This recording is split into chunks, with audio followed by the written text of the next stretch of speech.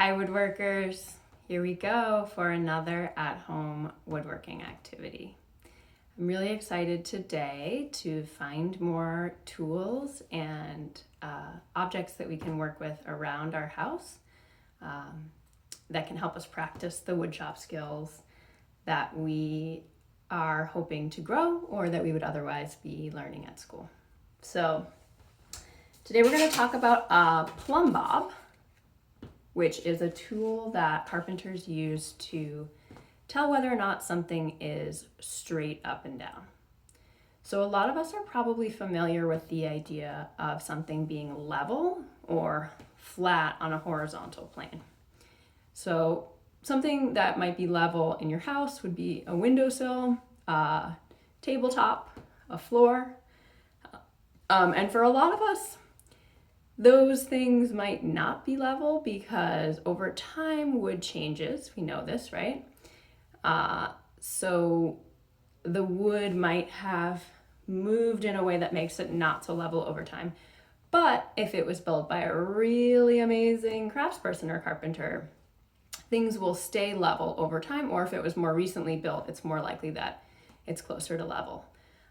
So you've probably seen a tool called a level, which is like a big long rectangle, and in the center it has a tube with fluid in it, and it also levels will often have them on the ends too. That these tubes have yellow, usually fluid that has a little bubble, and it moves back and forth if we move the level side to side. Or up or down. So the level also has a line, right? And if the bubble lines up with that line, we can see half the bubble is on one side and half the bubble is on the other. We know that something is flat or level. Levels do sometimes have indicators that can tell us whether something is at a 45-degree angle diagonally, or whether something is plumb, straight up and down, based on how the tube is angled inside of that rectangular piece, right? So levels are a really useful tool to have, but you do have to buy them. And similar to a square, they are pre-made, right, and have marks or they're oriented so that it's accurate to start, and then you get to use that point of reference. You get to go back to that and say, okay, I know that that is accurate or level, and then you can use that to make sure that what you're doing is level. But there's a really easy way to make an accurate straight up and down line in our house with really simple things that we have, thanks to gravity. And it's called making a plumb bob. So sometimes if you did get the write-up for this activity, you'll see pictures of what a plumb bob looks like. Sometimes it's like kind of upside down teardrop shape with a point at the end. And that is just to make it pull down nice and evenly and then have even weight on either side. And that is made very precisely by a machine so that the plumb bob works every time, which kind of gives you a hint to a question I'm going to ask you later. But so our plumb bobs don't have to look like that. All we need is a weight, some string, some scissors, and something to hang it from. So your weight can be anything. It can be washers people often use, like the round, flat metal circles, right? And then they tie that to the string. You could use a water bottle. You can use a heavy metal fastener, which is something that I use, like a heavy screw. You can use a pair of scissors even. I'd be really curious to see what you use for your weight in your plumb bob. For the string, you just need something that's strong enough to hold up your weight. Obviously, you wouldn't want to use thread with something heavy. It might snap, and you won't be able to see it very well. And then for what you're hanging it from, you can use, I'm using a light in my house that just has a frame that's really easy to get to. You can use a shower curtain rod. You can use the hanging hanger rod in your closet. You can, if you do have access to hooks, like an S hook or a binder clip, binder ring, right?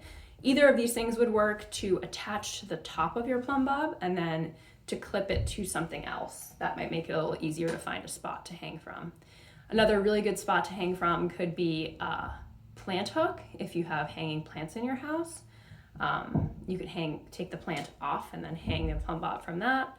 But if you do have an S hook, you can just hook this to the top of a door or the top of a window. And then you want your plumb bob hanging kind of in the center so it's in midair.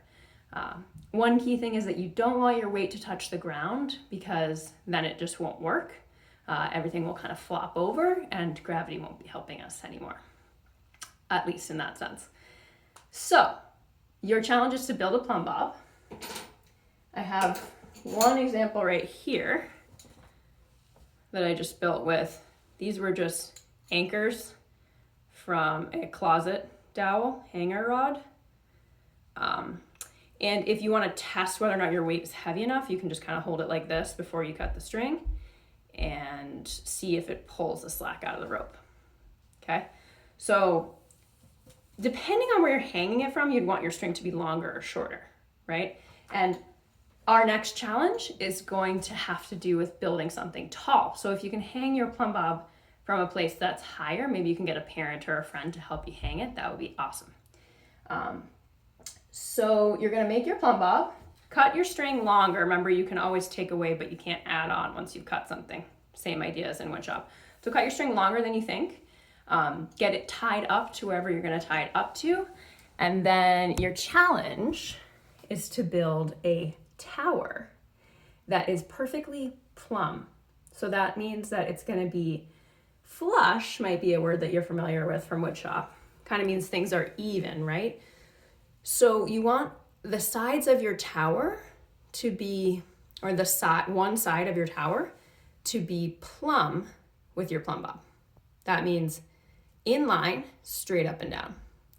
So extra challenges. Here, wait, first let me show you an example of a tower. So here's my tower. You can see my plumb bob at the bottom here is just a screw. And the tower itself is just made of shoe boxes. And you can see that at the top, it actually doesn't stay in line with my plumb bob. So I could use what's called little shims, right, to push up one side so that this space goes away. And so it's even more plumb, right? So I wonder if you can build a nice tall tower that's plumb. And I also wonder what you'll make it out of, right? You can make it out of, I would suggest starting with things that have a flat side. And then you can go from there and challenge yourself to try to see if you can make plumb towers with other objects in your house, see how tall they can get. I'd love to see pictures of them. And the other thing about making a plumb tower is that you don't want your objects to be, sorry, I just had a moment of looking at my tower and thinking, I wonder how I could change that. You don't want your objects to be smaller on the bottom, right? So I would start with bigger objects. You probably know this from working with blocks over time. But you want it to be nice and supported with a base at the bottom. So if, in terms of objects, if you have blocks at home, awesome. You could build one out of Legos. You could build one out of, like I did, shoe boxes or recycle boxes that you have around the house. And then I would love to hear too, if you think there are any things you could do to make a plumb bob inaccurate. So is there anything you could do when you're making it, when you're tying the weight to the string, or when you're tying the string to your hanging spot? Is there anything you could do that would make it not hang straight? Or is there anything you can do that makes it even more accurate?